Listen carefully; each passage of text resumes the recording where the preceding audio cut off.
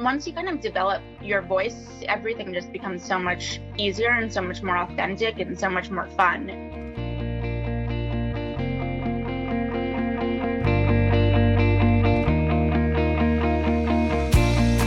Hello, and welcome back to Seek the Joy podcast. Happy Seek the Joy Tuesday. On the podcast this week is Elana Lynn Gross, freelance journalist and the founder of the personal and professional development website Elana Lynn. And Elana is a contributing writer for Forbes, Fortune, Women's Health, Pop Sugar, Business Insider, and Well and Good, just to name a few. And her writing has also been published in Time, Teen Vogue, Cosmopolitan Magazine, USA Today, Refinery 29, Brit & Co., Google, and the Huffington Post. Also, to name a few. And her website, her blog, Elana Lynn, is such an incredible resource that provides millennial women with actionable job search, career, lifestyle, and wellness advice. And more than 250 women from a wide range of industries have been interviewed in her career profile series, both for Elana Lynn and Forbes. And I was so excited to chat with Elana for Seek the Joy podcast. I've been following along and following her blog for about a year, and it has been such an incredible resource for me, both professionally and personally. And for someone who is really, I guess, stepping out in digital media and excited to follow her passions and create something of her own, Elana has been such an inspiring force for me. And on today's episode, we chat all about how Elana got started blogging, what it's been like making her writing public and sharing her voice, vulnerability, and passions with the world. And we also talk about what it was like making the decision to really take that leap of faith to transition into writing full time. We also talked about remaining authentic, how she's been able to resist the urge to compare herself to others, what turning 30 taught her, and why it's so important to develop self-love and self-care habits like a great morning routine and evening routine. We also talk about joy in her life, and Elana also shares some amazing advice for aspiring freelance writers, but honestly, it's advice that really applies to everyone. Before we dive into today's episode, I want to talk to you a little bit about today's sponsor, Sudio. I've shared Sudio with you guys on the podcast before, and they really want to revolutionize the way that we see headphones, not just as a tech device, but also as an accessory. And I have been using their headphones, the Regent, in white on my walks, and I also took them with me on a recent trip to Washington, D.C., and I have been loving them. From the sound quality and clarity, Bluetooth compatibility, and sleek design, these headphones are officially staying part of my daily walking routine and travel routine. And I would love for you guys to check out Sudio and their products. You can click on the link that's included in the show notes for today's episode. Plus, if you enter the discount code Seek the Joy, all one word in caps, you'll receive 15% off any purchase. Okay, before we dive in, you know I have to share the iTunes review of the week, and this week it comes from Soccer Champ 101, and it says, "Love it. The podcast is amazing. Sydney is so positive and full of inspiration. I always look forward to new episodes on Tuesdays." Soccer Champ 101, thank you so much for this kind review and for taking a couple of minutes to rate and review Seek the Joy podcast on Apple iTunes. If you've been enjoying this podcast, if a topic or a guest has had an impact on your life, and if you feel so inspired to leave us a rating and review, I would be so grateful. Just make sure to take a screenshot of your review and send it to Sydney at seekthejoypodcast.com. And to say thank you, I will send you my guide for infusing more joy into your life, which is totally based on these conversations, as well as a couple of limited edition Seek the Joy podcast stickers. Okay, guys, that's it. I'm so excited to share this week's episode with you and for you to meet Elana and to hear, honestly, the amazing advice that she has to share. So without further ado, here is my conversation with Elana. I'm Elana Lynn Gross. I'm a freelance writer And I have the blog Elana Lynn, where I write personal and professional development advice. So when did you get started with Elana Lynn? I originally started it in 2011 after graduating from college. It had a different name. And I started it because I was working as a paralegal. I really needed a creative outlet and I missed writing like I had in college. So I started the site then called The Preppy Postgrad and would just share a little bit of career advice, a little bit of, fashion, whatever I was interested in at the time. And from there, I ended up working, it sort of started gaining traction, and I started working at a company called Labo League, doing social media and a little bit of everything. I was the fifth employee at the startup. And then once I switched jobs, I ended up starting up blogging again. Yeah, I love how you returned to writing and found that creative outlet for yourself again. Were you always creative growing up and throughout your life, or was it something that you discovered a little later on? Yeah, I had always loved writing. I remember when I was younger, I used to write stories, and I must have like hundreds of books piled up in like a memory box somewhere in my childhood home of stories I wrote. And it was always my way also of like processing my emotions. So whenever I went through something big, I would end up writing about it either in fiction or nonfiction or diary. So writing was always really like the way I was most comfortable expressing myself. So I don't think that's changed, but having a platform to really, be able to explore things in real time like you can when you're writing and making your writing public so readily has been a shift, but one that has, really changed my career. Yeah. So what is that like for you, making your writing and who you are public in that way? I mean, for me, it's been sort of like a freeing experience, but honestly, really scary at times too. Yeah, I think it depends. So a lot of my writing is advice. So often it will be kind of something I'm going through in my own life or things that I'm just curious about and want to explore. But I did write a couple more personal essays last year, and that was different for me, putting out something that is a personal story for you and that is emotional versus kind of just the general advice that you're gathering and researching was definitely tricky. And I do that on my site too. And I think the biggest thing with that is just I am choosing to make things public and to write things that are public, but my friends and family have not made that choice. Right.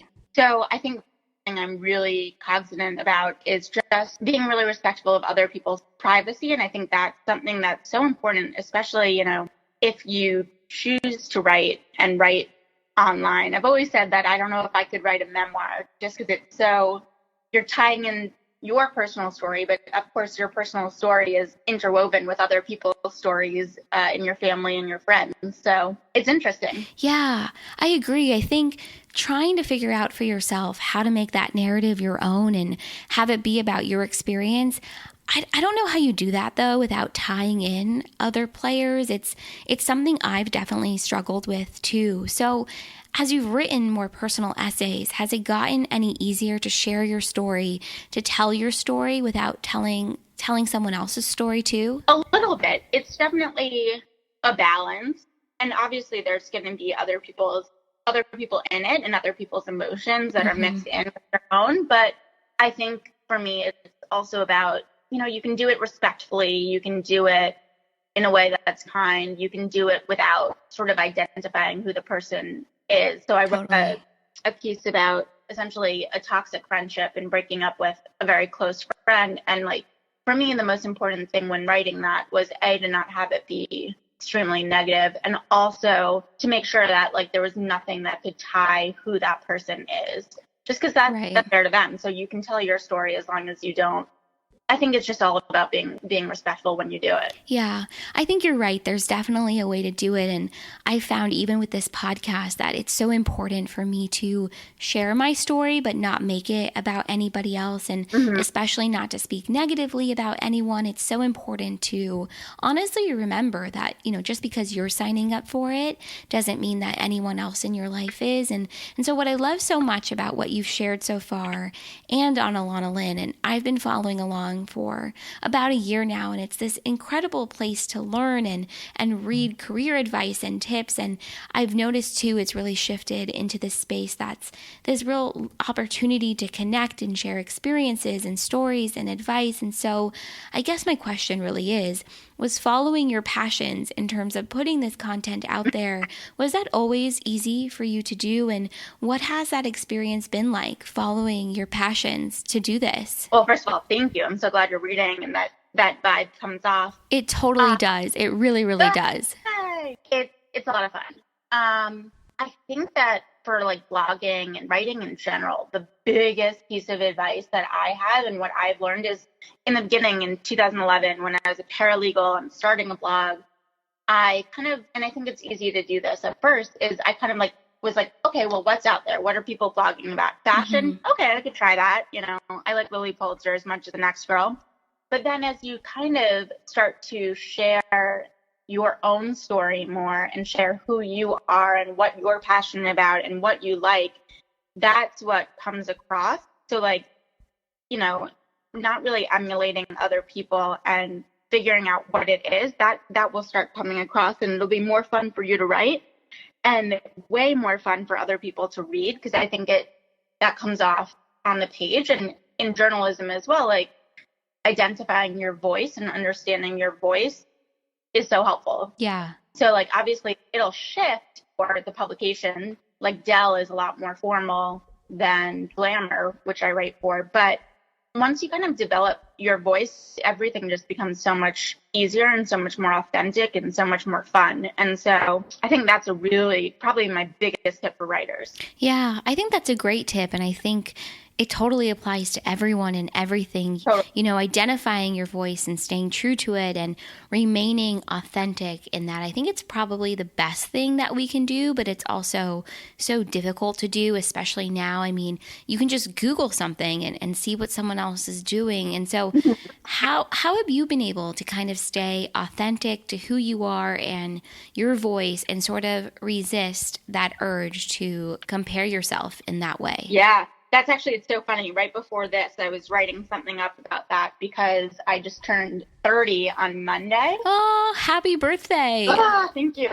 And that's like a big birthday. Yeah. So I think it led to a lot of apprehension and a lot of kind of that comparing to like where my friends are, honestly, like where strangers in my Instagram feed are. Right.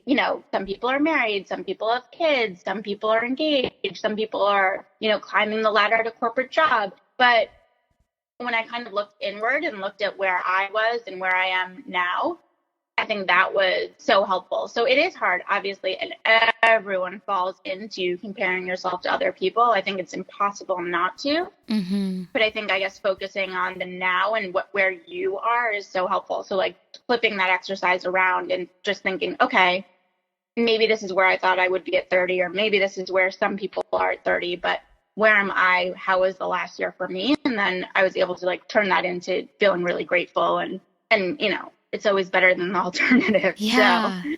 Yeah. That's such a good point about looking at where you are right now. I think there's this saying, right? Like that comparison is the biggest thief of joy. But what I think is even worse is comparing ourselves to this expectation that we had for ourselves as to where we wanted to be or what we wanted our life to look like by a certain age. And I don't know, it's something I struggle with probably most days of the week. I look at where I wanted to be versus where I am right now. So learning, I think, just like you said, to have that gratitude for where you are right now and to be thankful and to celebrate that is so important. So how have you been able to shift that perspective and mindset for yourself to kind of step into that gratitude and feeling thankful and appreciative of where you are right now? I think exercise has actually been such a big contributor. Yeah. That and therapy has been helpful as well. So totally. Those two are big ones. And meditation, I started doing that a little bit more. And just, I think writing and also maybe entrepreneurship even, because you really can't compare yourself to coworkers because all of a sudden you find you don't really have any. You can compare yourself, I guess, to other writers, but I think entrepreneurship's a big one for that. That's so for you're interesting. Yeah. not locked up anymore with people. You don't see like someone is so and so was promoted to senior, blah blah blah.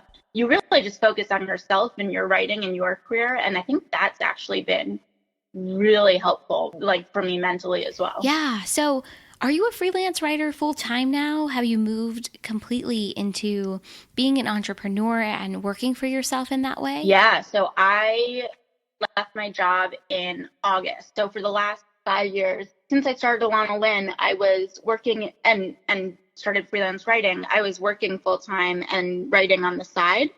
And then it kind of hit a tipping point where I could either take a leap of faith and make writing my full time thing and go for it, or continue at a job but kind of stay where I was with writing. So not really take on new opportunities, not really take on new clients, not really, try new things. And I decided to go for it and know that, even if it didn't work out and it was not something that worked or like quote failed, then at least I would have tried it, and it would be easy to like go and pick up another job and figure it out from there. But luckily it's worked out so far. Oh, I love this. I love that you've made this transition, because I can imagine it's so fulfilling and exciting to wake up every day and know that you're doing what you want to do and you're working for yourself and you're writing. And I agree too. I mean, you won't know if it'll work out unless you take that leap of faith. But oftentimes, getting ourselves worked up to that point where we feel confident or ready to take that leap of faith is, I don't know, it's really hard and intimidating. Yeah, and I think too, once you're in a position where you have to make it work, you make it work. So I've gotten better, for example, about, if I'm working with a PR person all the time and I start having a relationship with them, being able to say like, do you know anyone at X publication? It's really one of the publications I would love to write for. And if you're comfortable, I would love if you could make an intro, or just kind of like, yeah, once you're in the position where you have to make it work, you really do. And you can go a lot further than you thought. Yeah, I think we naturally underestimate ourselves, right? But, yeah. For me, it's been sort of intimidating to do exactly what you just said. So I think, just like you said, when you're in a position where you have to make it work, you're almost more willing to take that kind of a risk, because you have to. And so what has putting yourself out there or taking that sort of risk, what has that been like for you? I mean, no matter how successful you are as a writer, I think there are a lot of times that like I pitch a publication and crickets, you don't hear back, or you just never know and people get busy.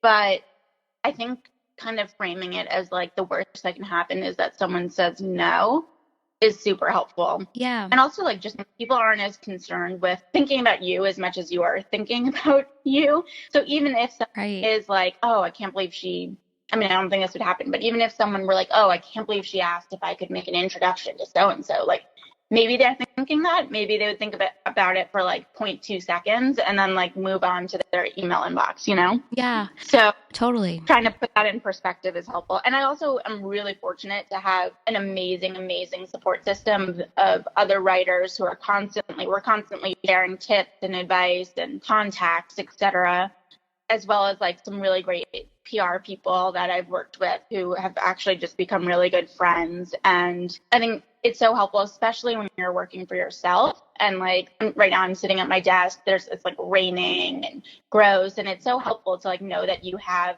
coworkers still, and to like kind of really create a community for yourself if you're an entrepreneur and a solo entrepreneur especially. Yeah, I love this. I love that you've been able to do this for yourself, because I think sometimes when we think about being an entrepreneur or a solo entrepreneur, especially, at the beginning, it can feel like this really lonely, isolating space. So the ability to make that community or form that community around you, I think it's a total game changer. And it sounds like it's played such an instrumental role in just your ability and willingness and excitement even to really do, what you love to do. Yeah, no, you can't do anything alone. So it's extremely helpful to have a great support system. Oh yeah, I totally agree. And so much of your blog and what you do, and I don't know, really feels like it's about being this well-rounded woman, a mix of career and personal life and fitness. And so for you, are there certain practices, and I know you talked a little bit earlier about the role of exercise in your life, but are there certain practices or things that you rely on every day to kind of keep you grounded and feeling good and able to sort of put the best version of yourself out there? Yeah, I think I need to get back into it, but meditation was pretty helpful for that. Exercise I find is like a total like therapy of just being able to like start my day off on the right foot. So like I love to work out in the morning and get that done in the morning, and then I have energy for the rest of the day. You know, making sure to write every day and kind of write both for myself and for things that are actually being, you know, out there. I actually think it's great that I have both Elana Lynn, where I have this space where I can write about whatever I want, as well as the client work that I do, the journalistic side of it, just because it keeps it fun and it reminds me that like writing is fun, and that, you know, that I'm really lucky to have created this opportunity to be able to write full time and to be able to have all of these different spaces where I can share whatever I want. And it's nice to have Elana Lynn too, where like if I want to try an infrared salon and like or infrared, what are they called? Infrared sauna. Oh, like sauna. Yeah. If I want to try that and like I pitch it to 5 publications and I don't hear back, whatever, okay, so I'll try it and then I'll write about it on my own site. And I think that's actually been really fun, is knowing that no matter what, I have a space where I can share whatever I want. Yeah, it keeps it fun, right? And I feel like, I don't know, in some ways it probably helps to keep you stay balanced too. Definitely. So do you have a morning routine or an evening routine that helps you unwind and relax? Because, I don't know, I think something that a lot of people don't talk about in terms of entrepreneurship or working for yourself is just how we can sort of get trapped or stuck in this space of working all the time. Like I fall in this trap all the time because I'm working from home at the moment. So when I wake up, I'll just start working, and next thing I know, it's 3 o'clock in the afternoon and I'm still in my pajamas. And so, you know, I mean, so are there things that you do in the morning or in the evening that kind of help you to have, you know, more structure and also to help you unwind? Yeah, I would say like the ideal morning is waking up early-ish, going to a gym class by 8 a.m. So either a spin class or a bar class, or I was doing Bikini Body Guide for a while, which was super fun. Oh, yeah. And then kind of writing everything down for the day and the week. So like an itemized to-do list each day, where you just like take the things that didn't happen the day before and move it over. Just so that, you know, when you have so many different clients and different deadlines, it's super important to be very, very organized, and that helps with that. I should probably, and you know, sometimes I'll have breakfast with a friend or with my mom or my dad. So I guess that would be the ideal morning. And evening, right now, you know, it's often hanging out with friends, and then every night, no matter what, I like have to read. That's how I really shut down. So getting into bed with like a good book and ideally having the lights out by 11, I would say, would be my ideal morning and evening. I love this. I feel like we have that ideal, right? But totally. I don't know, for me, it doesn't always happen. Does it happen for you most nights of the week? I'm pretty good about it. Yeah. I think the ideal happens more often than not. Oh, that's amazing. Which is, well, plus the fact, like, even if I did sleep in or I did have a breakfast meeting or whatever, like there's something stopping me right now from going to like a 3 o'clock soul cycle class, you know? Yeah. So. Yeah, which is like the beauty, right, of working for yourself and working from home and having that flexibility. Definitely. So what are you reading right now, by the way? So I am reading Notorious RBG.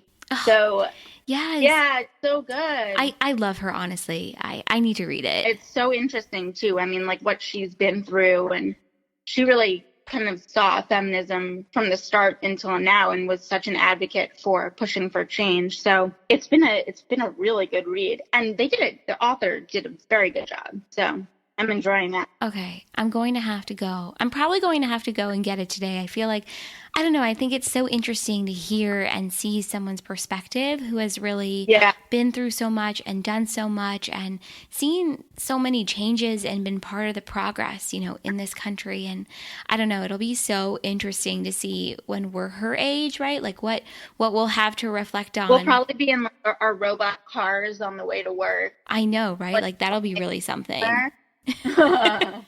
So I wanted to ask you this a little bit earlier when we were talking just about how, putting your voice and your work out there. And it just occurred to me, I don't know. I think within doing that, putting so much of yourself out there, it really feels vulnerable and exposed. And I think it leaves you open to judgment and criticism, from others, but also that judgment and criticism from yourself too. How have you been able to sort of maintain self-love and kindness and compassion for yourself while still putting, so much of yourself out there? I think that's definitely a work in progress. Yeah. And I think it always is. I think that's one of the things that I struggle with probably the most is like, and I think everyone has this, but you can be, when you want to achieve a lot and you're constantly trying to be your best, to think, well, if you're constantly striving to be your best, that means like right now you probably don't think you're at your best, right? Mm-hmm. So like you can be kind of negative and mean to yourself. And I think that's something I've been working on a lot, is trying to like silence that negative inner dialogue. And I don't think anyone's ever going to be perfect at that. And like sometimes it's good to have some negative inner dialogue because it means that you're like, you don't think you're perfect and you know that, and you're like working to change. It would be really bad if you have like no self-awareness whatsoever. But on the other end, you don't want to be like so critical that you're just miserable all the time. So I think that's something that I'm definitely still working on. I think one thing I started doing that's been helpful for that is writing it down. So hopefully no one ever finds it, but I say like on a list on my notes app. And every time I feel like, it's called thoughts and reminders or something. And every time I have like a really negative thought, or I'm like, oh, I really should have done this, or I should have done that, or like, something really negative and like a negative self-thought, I write it down. And I find that that's been helpful for like, once it's written down, you can kind of move past it, I think. Yeah. And B, like, I can look back on it during my commute or something and just be like, oh, remember when like that seemed like such a big deal? Well, now I don't really, whatever, I've moved on to the next thing. So I think that's helpful too. I love that you do that. It's so interesting because I found that writing it down or sharing it with someone that I really trust or who I can have that sort of relationship or dialogue with, I feel like in some ways it's such a wonderful way to take our own power back, So you're taking the power away from those negative thoughts or that negative self-talk and instead saying like, hey, I'm going to write it down or I'm going to voice it. And then once you do, I think it looks so much smaller than it feels in the moment. And so I love that you do that. And just like you were saying, I think it's so hard to really juggle that level of self-awareness with also having compassion and understanding for ourselves, because I think some dose of an inner critic is necessary. If you don't feel like you've done anything wrong, then then you're like a raging narcissist or a sociopath or who knows, whatever, but you know what I mean, but you don't want to be that way. That's not who you are at your core, but at the same time, you don't want to sit and wallow. And I like to call it like marinating in that negativity, because next thing you know, like a whole day has gone by and you felt like crap about yourself, and then you feel like crap because you felt like crap about yourself, and it's like this never ending cycle. So I totally agree. I think it's something we always just continue to work on. That should be our new motto. Every time that like something happens and you're really down on yourself, just think, well, at least I'm not a psychopath. Right? Because it's true, I think we are so hard and critical of ourselves, and we're our harshest critics, right? And so at the same time, it's like, I'd rather have that level of self-awareness and know my shortcomings and know where I can improve, rather than to walk around this earth and think I'm perfect, which is honestly just so far from the truth. So I love that. Talk about looking on the bright side. I know, right? I don't know. So I love the practices, and I just think so many people will be able to take everything that you've been saying and sharing and really put it into practice in their own lives, because I think we're all always just looking for ways to work on ourselves and discover more about who we are and just really how to improve. Yay! So what has been the most interesting thing that you've done or that's happened to you since you started blogging and putting your voice and your work out there, maybe even in a more personal way? I think being able to really connect with people, because there are so many people who feel the same way or feel similarly. Mm-hmm. And I think a lot of times when you write, it's very like isolating at times in that like you're writing, at your desk in the pouring rain, and I forget that so many people sometimes are reading it. So I think the biggest thing for me has been being able to connect with people and realize that so many people have these same feelings or the same questions or wonder, why their boss said this when they asked for a raise or, why they accept whatever it is. I think that that's been one of the best parts. And I think in writing the more vulnerable content and also just putting your voice into whatever you write, you're able to connect so much more with people. And you realize that like, even if you're writing at your desk alone on a rainy day, you're reaching so many people. Mm-hmm. And I think that's been really helpful because writing can be kind of solitary. So knowing that there are other people reading it and hopefully finding it helpful it makes it a lot more worthwhile. Yeah. I've had that experience too, where I think I'm putting something out there and I don't know if anyone else will be able to relate or resonate with it. And then I'll get all of these messages and emails from people saying like, that resonated so much for me. Thank you. Thank you so much for voicing that. I thought I was the only one. So I think the more that we can break that down and really show ourselves and then show others in turn, like, hey, you're actually not alone. These are things that, we all struggle with.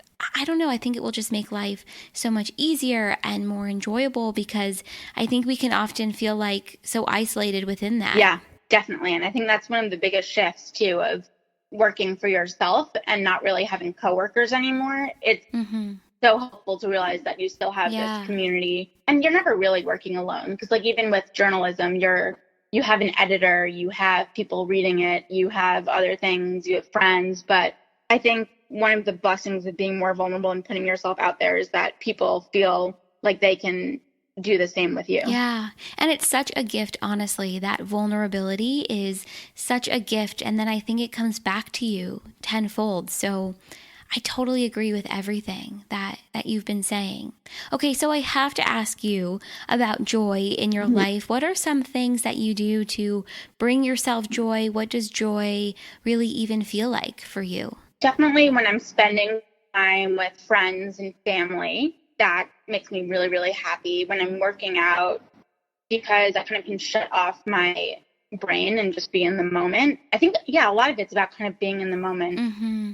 Those are two things that make me really happy. And running around the reservoir in the morning, then stop like with a good playlist, and then stopping to get my favorite coffee in the city, and then walking back or running back with it. Oh. That's also a good joy for me. Oh, I love that. That just feels so peaceful and fun and just kind of calming. Yeah, anything where you can kind of shut it off and just like shut off like the negative inner dialogue. And I think that's easy to do when you're with your friends, when you're with your family, when you're with people who support you. Yeah. But I think it's also so important to find that on your own as well, because you're not always going to be surrounded by people and you really have to like find that within yourself. So finding those things that make you happy. And I'm not very good about being alone. Like I really love to be surrounded by people. Mm-hmm. So I think one of the biggest things too is like learning how to make yourself happy on your own is so important. So realizing like, okay, I'm really happy when I go to a spin class, or, oh, I'm really happy when I go for a run, or,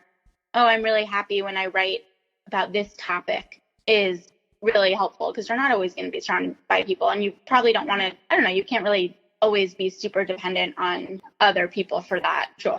Yeah, I think that's such a good point too, because I think it's sort of twofold, right? Like sometimes we can rely on those distractions to kind of, help us get through the day or the week or whatever it might be. But at the same time, like you have to learn to be comfortable with being alone. And I think there's probably some quote out there that's like floating around Instagram or Pinterest that's like, you are your greatest relationship and you're in a relationship with yourself first. So you have to, I think, really learn to be comfortable and confident by yourself and with yourself and be able to spend that time, with yourself and be okay and know that. You know what I mean? So like to kind of disconnect and not rely on those distractions maybe to get you through. I think it's, I think it's sort of a lifetime thing that we learn over a long period of time. I certainly haven't been able to master it in a short period of time. I think it's one of those things where it's like always a work in progress, but that's good too. Yeah, I totally agree.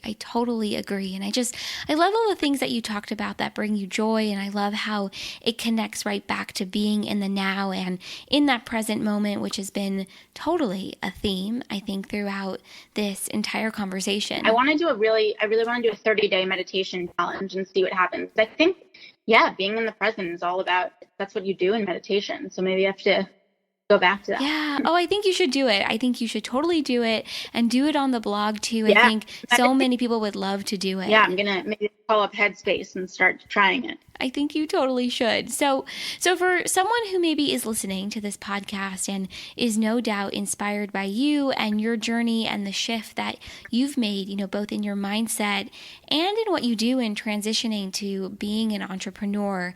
And we didn't even talk about this, but I know you just got into Columbia Journalism School. So congratulations. That's so exciting. So with everything that you're doing and putting yourself out there in this way, what would be your biggest piece of advice for someone who maybe wants to do something very similar? I think the biggest piece of advice is find your voice. And once you find it, refine it and just go all in. I think that's huge. And I think that that's so helpful when you're looking to find new editors or when you're looking to create a community on a blog or online. No matter where you are, actually, even if you work a desk job and you are an accountant, finding your voice and what makes you is so helpful. And I think that's why authenticity is such a buzzword right now. But I think it's so true. I think that once you find your voice and you find what you really enjoy doing, you'll be a lot happier. And I think that you can only kind of have that when you stay true to yourself, is really helpful. And you're not really trying to be else. Yeah, I think developing and honing in on your voice, I think it translates to everything in our lives, from the work that you do, your personal relationships, to even how you talk to yourself, really finding your unique voice and staying true to it. I think it just applies to everything. And also, everyone always used to say or says, if you do what you love, it won't feel like work. It will still feel like work. You're still trying to make an 11:30 p.m. deadline and it's always going to feel like work. But if you're doing what you're good at and you're doing what you enjoy, it's a lot more fun. Yeah. And so I think finding those things that bring you joy and then following it, I think it's such a game changer, to be able to do. Definitely. So what is your biggest dream? And it can really apply to anything. I think someday having a family is probably one of my biggest dreams, getting to that point. But yeah, having a family, but also a career that I love and being able to blend both and continuing to focus on fitness and wellness. I think those are my biggest dreams. So yeah, we'll see. We'll see what happens. Yeah, living that full life, right? And just following the things that you love and I love it. Yeah. I have so loved having this conversation with you and learning more about you. Thank you. Well, thank you so much for coming on Seek the Joy podcast. And thank you for sharing so much, I think, more even just about who you are and your journey and what really has led you up to this point. So where can everyone find you and connect and get more involved? Yeah, www.elanalyn.com. Is my site, and it has my portfolio. So if anyone wants to read my articles, I write pretty frequently for Forbes and a bunch of different places, and then social media. So yeah, come chat. Perfect. And I'll include everything in the show notes for today's episode, so it'll be so easy for everyone to find you. And thank you. This was such a fun conversation, and I can't wait to see what you do next. Me too. Thank you so much.